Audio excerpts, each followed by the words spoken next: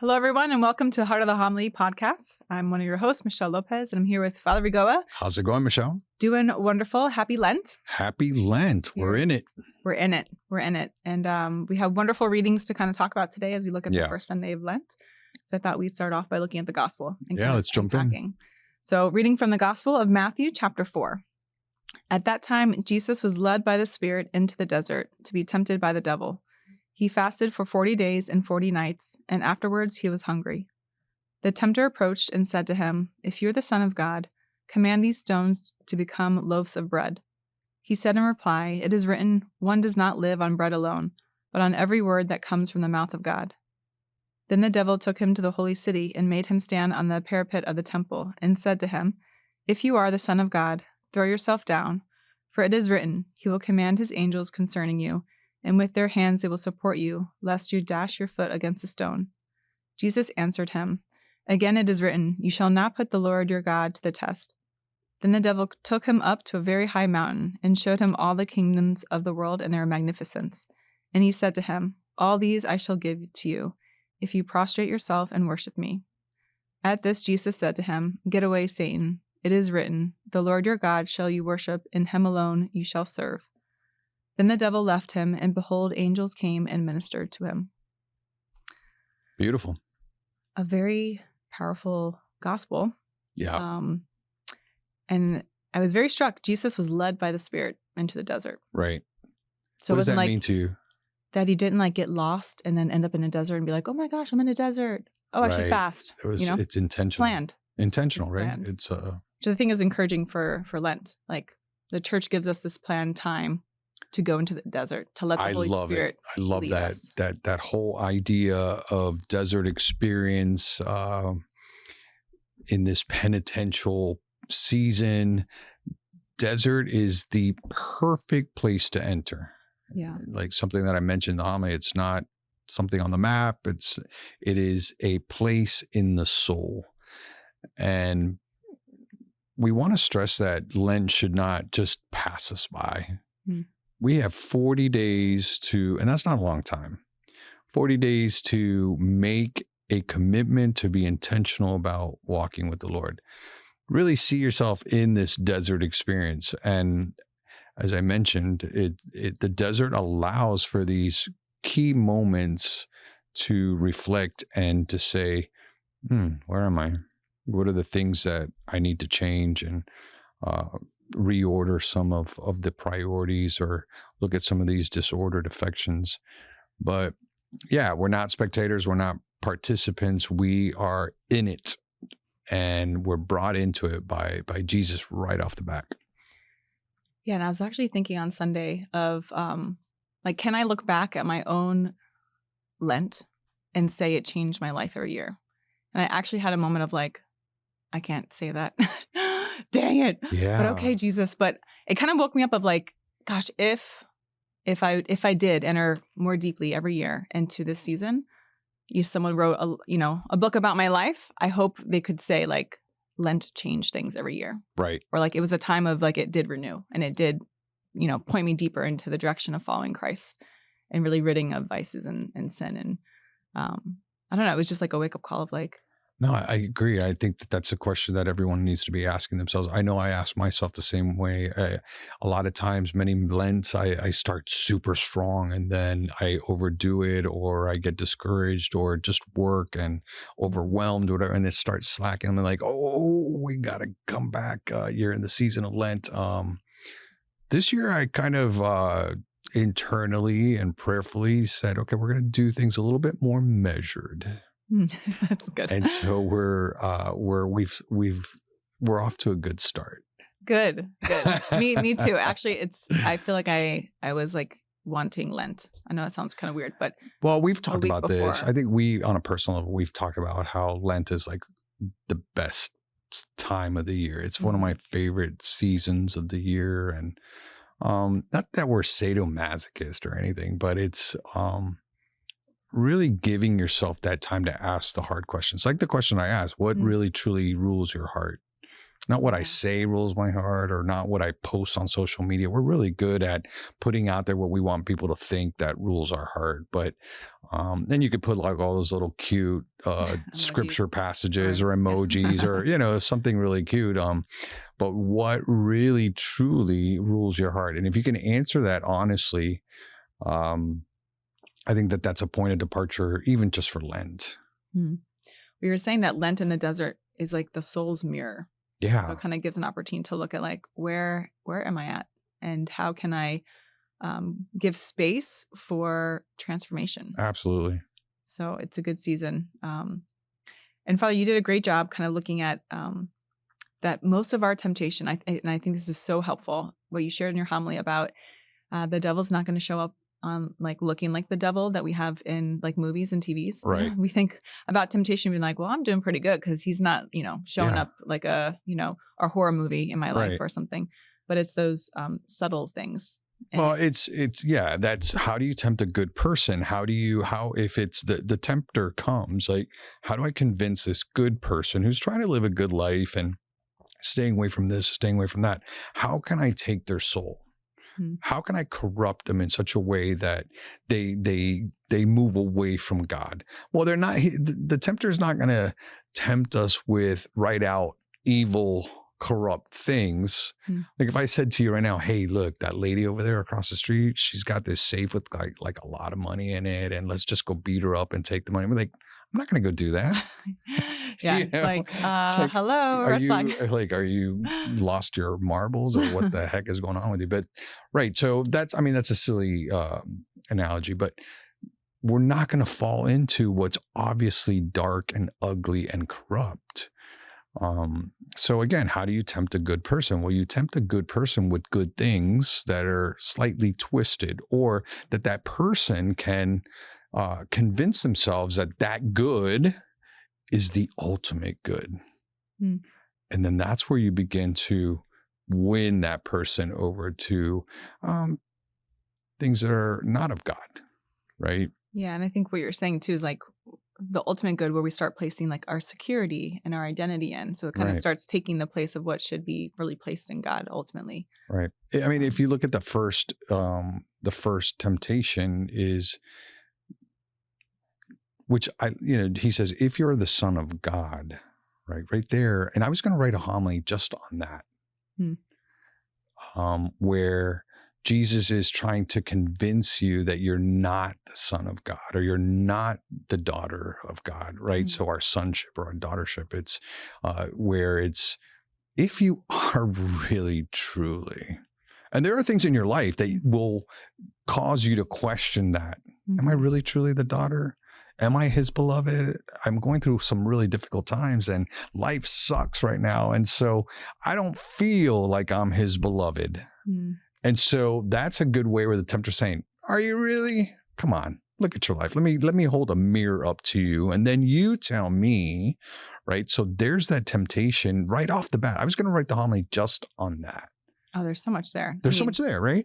The devil's not going to waste his time with Jesus. He's going to go at the heart of temptation, which is first doubt of the Father's goodness in your identity as beloved. Just doubt everything. Doubt your existence, doubt your creation, doubt your sonship, your daughtership, everything about who you are, doubt it. And if things are not going well, right? If you're going through a difficult moment, you may give in to that temptation. Yeah. And then it just compounds the difficulties and the problems that you have in your life. So this first temptation is incredible in the sense that if you are the Son of God, turn these stones into bread. Now he knows he's been there for 40 days, 40 nights. He's weak. He's human. He's starving, right? He's hungry. And he's saying, okay, turn it into bread. And what I love is Jesus says, man does not live on bread alone, meaning that your ultimate hunger is not physical. Yeah. Right. But that's a really hard temptation, because I think about that like 40 days, 40 nights. It's just bread. And I think that's the thing, is that's how the devil sounds sometimes. Well, food is not evil. Exactly. Right? Food is good. We need food to live. It's about obedience. I mean, Yeah. I did from Wednesday to Friday, I did this 3-day fast, just water and electrolytes. I wouldn't recommend it to people. I mean, don't.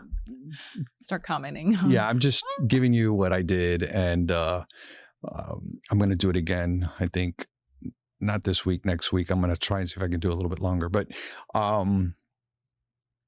so I'm coming back from Corpus Christi the other night. I had to do a training for extraordinary ministers of the Holy Communion. Packed house. It was great. We had a great night. And but I'm starving.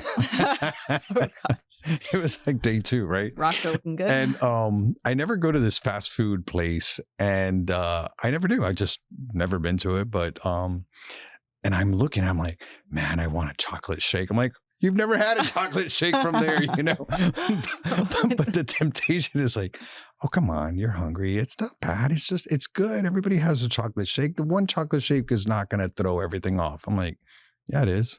But isn't that crazy? Yeah, no, but, and what you were kind of sharing too in your homily is that when we go into the desert, these things start surfacing. Right. So it's like to expect it. To expect it, to expect it. To be able to face it and tell it truth, which is, you're not going to solve my ultimate desire, chocolate shake, you know, like. Exactly. That's why I think that hunger is good. Hunger exposes a lot. It really lets you know, what are you dependent on? Mm-hmm. I really think that everyone should do some sort of sacrificial fast. Check your doctors, don't go crazy. But when you're really hungry, something weird happens. You really are in this dependent on God kind of situation through prayer, and you're constantly thinking about food. And the key in that is, which I learned when I was kind of getting into Lent during my conversion, is like, it's a moment to pray. And like when those thoughts come about food, instead of just being like, gosh, I can't, but that's like the sign to like enter into saying like, but Lord, you satisfy more than this. And if you attach it to someone who's suffering, or if you attach it to a situation, or attach your commitment, your sacrifice to someone or something, and when you're in those deep throes of hunger, think of that person. Yeah. Or think of that situation like, okay, I can go a couple more hours. And then that couple hours turns into like 5 hours. And then you're one day like, okay, I can do it for a little bit more. Mm-hmm. But yet, how much of our lives do we chase satisfaction? Yeah. Let's say outside of Lent, right? So outside of the desert experience, like we're constantly feeding our bodies, even on when it's not Lent, we're feeding it with food we don't really need. We're walking by a table. How many times over at St. A's or at the Catholic Center, like there's always food. Yep. And walk by, of course I have to grab it. You have to grab it. These kids always have like desserts and cookies and candies and all this stuff. And you just pick it up. Yeah. So we're constantly trying to chase a satisfaction. But also too, you know, we're constantly feeding our bodies, our egos. Our impulses, our vices, our appetites, we are constantly feeding it. Why? Because there's a sense of, why not? I can grab it. Yeah. It's available. And I think fasting feels good. So good because we're body and soul. And so what we do with our body helps to start training like the soul, you know, and getting to the heart of where some of these things come from.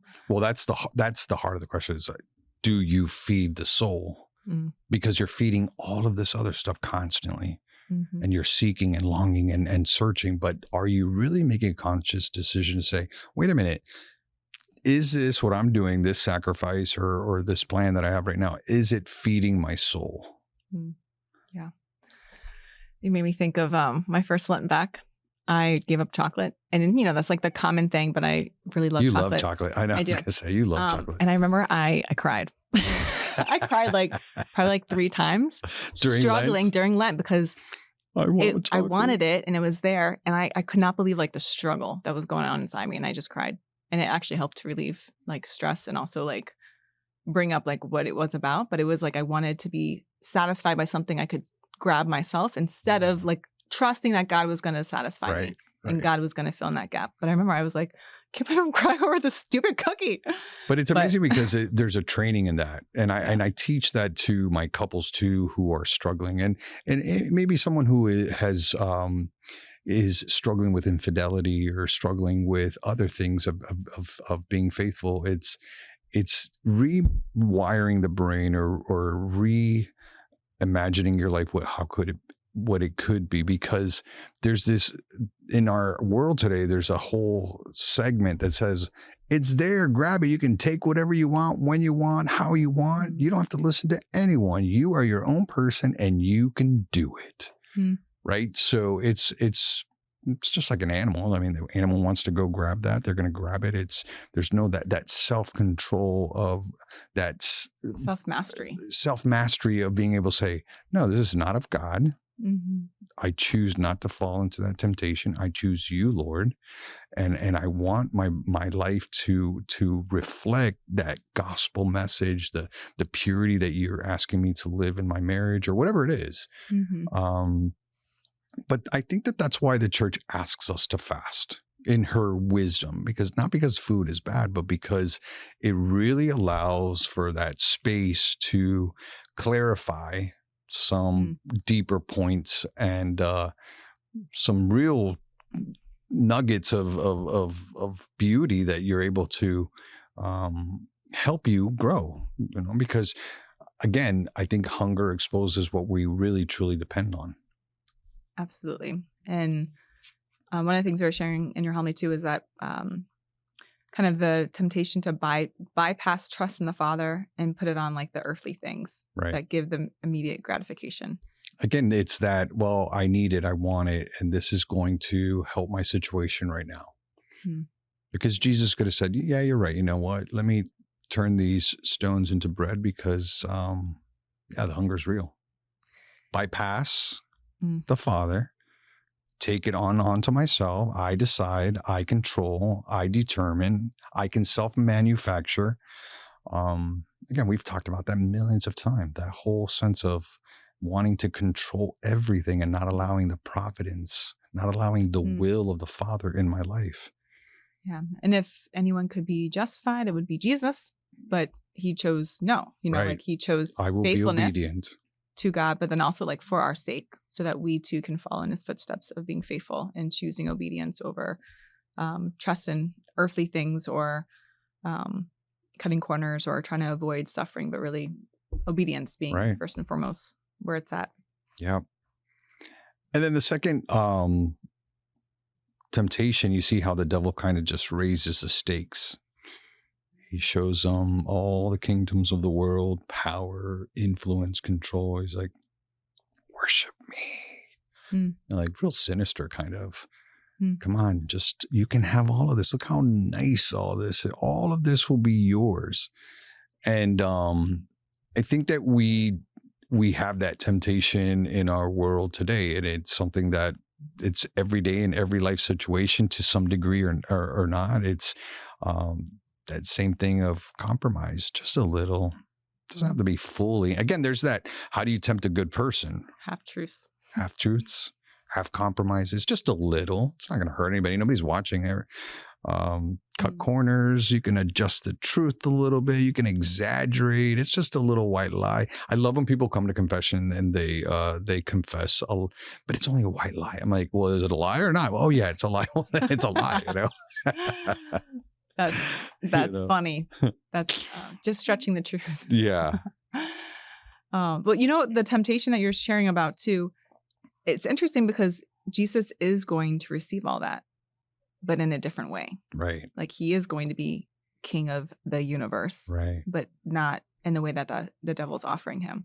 But it's going to be through the cross, through the resurrection. So again, even with Jesus, he's kind of taking something that looks a little bit like it might be a part of the plan of just like of his kingship. Yeah, I mean, you're making such a good point. Such a good point. Because the tempter here is tempting Jesus to force God's hand. Right? That's what you're saying, right? Yeah. It's like, I can do it my way. I can force God's hand. I'll give it to you now. You don't have to go through you don't have to go through this whole thing that's going to unfold. Exactly. I'll give it to you now. And I think that testing God is the opposite of trusting God. Yeah.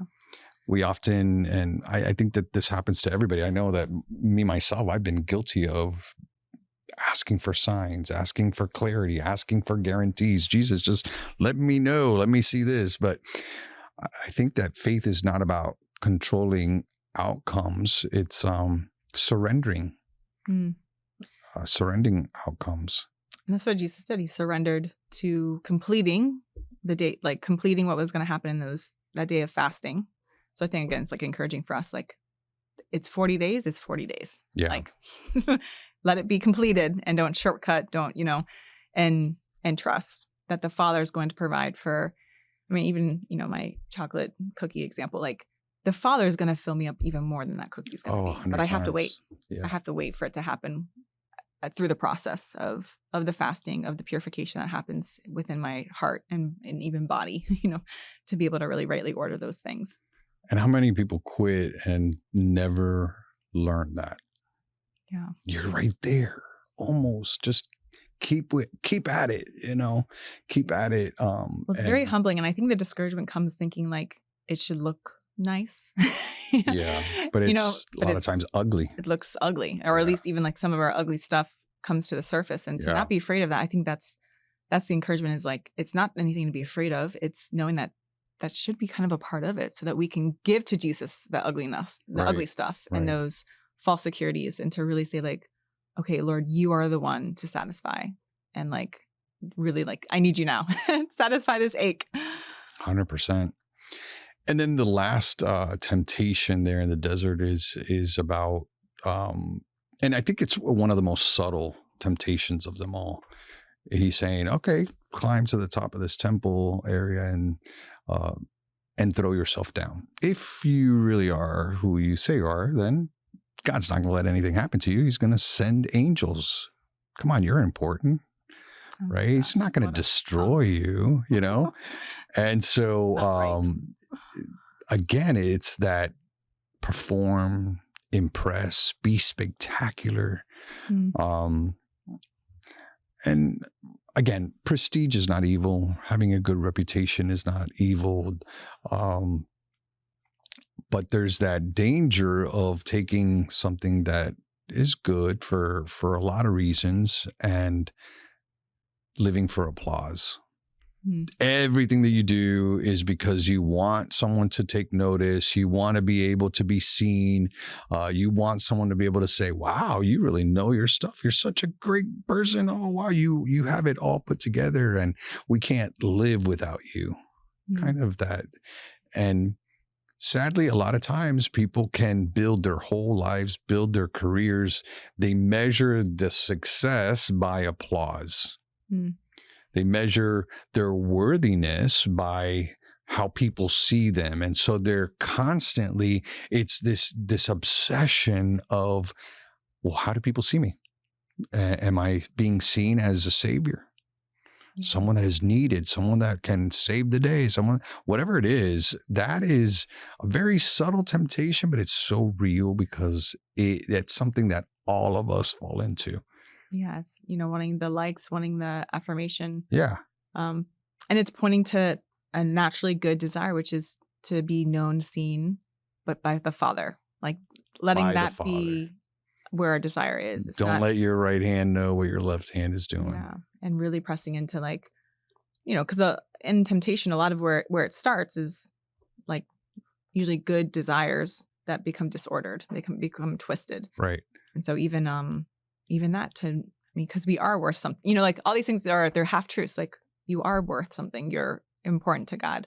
But I think when we start placing that on like what the world, like what others say, or getting our worth or attention or affirmation from worldly things, being able to have the humility to detach from that and really be like, first and foremost, it's what you think of me, Father. And my faithfulness is to you first, which is when you're talking about the cost of compromise, like these little things that we are tempted to do. Yeah. Like it is only the Father that sees a lot of that. Is that important enough to you? A lot of what we do in our faith, it's only the Father that sees it. Yeah. I think that's how it should be. And how do we make that? What would your thoughts be, Father? Like how to make that more real for someone so that it can shift internally to be, because I feel like that, but you don't know that. Right. That's a good question. I think for me, the way that we really hit the nail on the head with that is practicing sacrifices, practicing doing things where no one is watching, and to see that it is enough for only God to see it.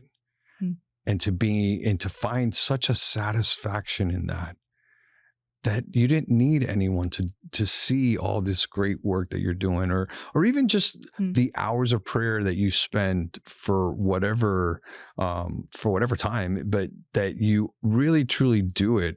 Why? Because you're adoring God, you're loving God, you're spending time with God, you're building a relationship. I think that's where it's at. It's starting that practice of doing a lot of great stuff with no one even knowing. Do it. That's a great Lenten challenge. Right? It is. Yeah, that's a great Lenten challenge. And also too, because I think that the enemy will always offer you shortcuts. Will always offer it. It's always going to be there. You're always going to be tempted by it. And the cross is not optional. The cross is not optional for discipleship. And so that's where we really have to do those things of discipleship, being a faithful follower of Christ, where we're doing those hard commitments that only he sees. Right? Yeah. One of the other things I wanted to kind of bring up here is also in your homily, you very directly talked about how that the devil is real, even if you don't believe it. Yeah. And I think we live in a culture that has kind of made him like a character, like a false, legend. Well, I think that's his greatest success, is convincing people that he does not exist. I've seen so much in my priesthood in people who struggle with demonic possessions. I've seen things with homes and houses and in marriages that are clearly not just this fable or made up little fairy tale, or the nice story, or these stories, Grimm's fairy tales, where no, this is real. We're talking about real life here. And whether you believe it or not, he's real. And something that I said in the homily, which is very true, he wants to destroy you. That's his mission, is to destroy you. But he's not going to come down and, like we've been talking about, and whoosh, just like slam you over the head. He's going to do it in such a way that it's so subtle that you don't even see that you have been manipulated to drift away from God. And now your whatever it is that you're falling into, or whatever, it's really even affecting other people. So it's a trickle down kind of success. You can get one person, that person can get another person, and then it just like trickles. But the enemy is going to tempt us every single day, whether we know it or not. And it's in the simple, it's in the more complex, and it's in our vices, it's in our addictions, whatever it is. But the enemy says, okay, I got you.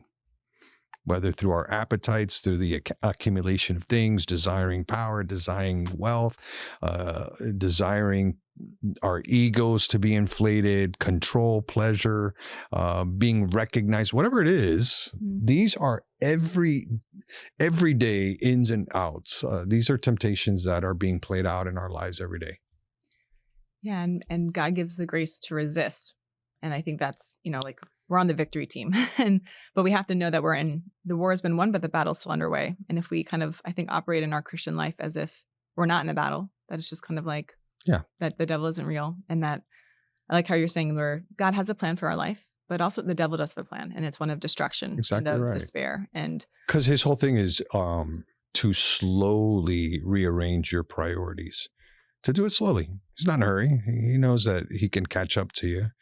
He gives you enough rope, and but that's the danger, where you don't even realize that you have really truly drifted away from God, and you have allowed all of these other things, these temptations, these and even I'm not even talking about bad things. I'm talking about even good things that have now become the ultimate good, where Christ is not the ultimate good. These other good things are now the place of God.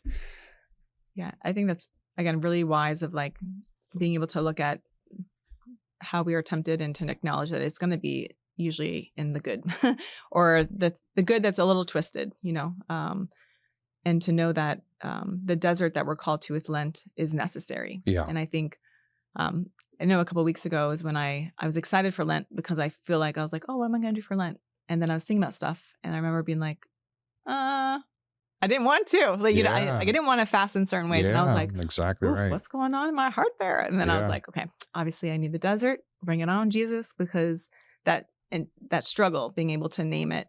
Well, that's it. That's the whole thing. That's Lent is being able to name it. And what you're wanting to name is who is first. Because if God is not first, all these other things will be. Yeah. And something that I mentioned in the homily is that we need to be able to wake up every single day and recommit ourselves to God every day. You are first. I love my life. I love who I am. I love my wife. I love my husband. I love my children. I want to give my complete and total heart to you, Lord. That has to be said and done every single day. And I hope that when you're saying your prayers, that's part of who is first. Jesus Christ is first. Because every time that you choose to pray when you feel lazy, when you don't feel like it, maybe you're embarrassed, whatever, or whatever distraction, whenever you choose to pray or whenever you choose integrity over convenience or, oh, come on, everybody else is doing it. Just cheat on this a little bit. Nobody's going to notice. Cut corners a little bit. You can make a lot of money on this or that, or whenever you choose being faithful versus the applause, doing things because it means a lot to God and to your own personal growth in your relationship with the Lord.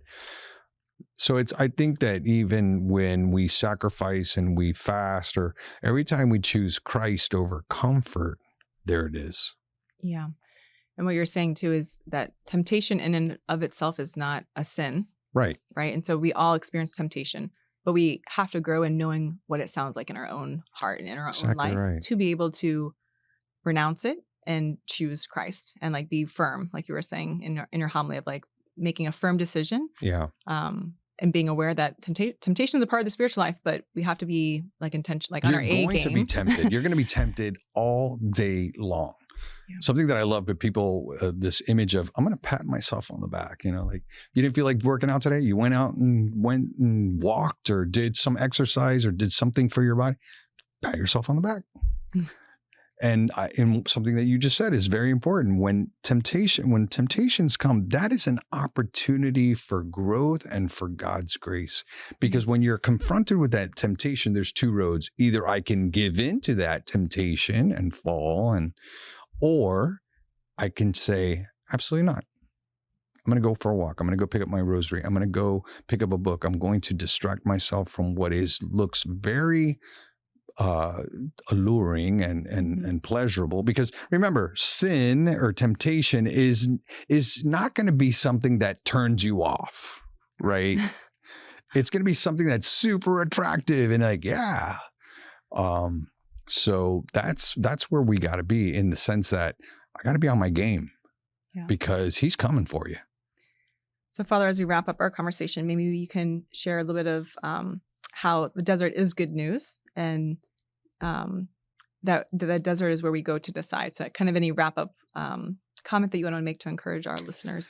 Yeah, I would say that remember this, that people don't lose their faith all of a sudden. That they trade it slowly. You'll trade it. You'll trade prayer for distraction. You'll trade fasting for comfort. You'll trade surrender for control. And that's how temptation works. I think that if we learn how temptation works, how to fight temptations, how do you put into your life those resources or those buffers that help you combat temptation, and that's a learned skill. You're going to be ahead of the game. The devil never asked Jesus to stop being the Son of God. He asked him to stop living like one. And so I think that that's true for all of us. When we are in our funk, when we are going through a difficult situation, when we can't see head or tails, it's really remember who we are. if you are the Son of God. That was the devil's temptation. And what Jesus is saying, you are the son, you are the daughter, you are his beloved. We got to live it, because I think Lent is a really great opportunity, because the desert doesn't create weakness. It reveals who is in charge of your life, who is the priority in your life. And so live it. Wonderful. Well, Don't thanks, let him Father. take a swipe at you. Well, happy Lent, everyone. We look forward to continuing this conversation next week. Yeah, I love it. Look forward to it. Thanks, Have Michelle. a great week. Thanks. Have a great Lent, everybody.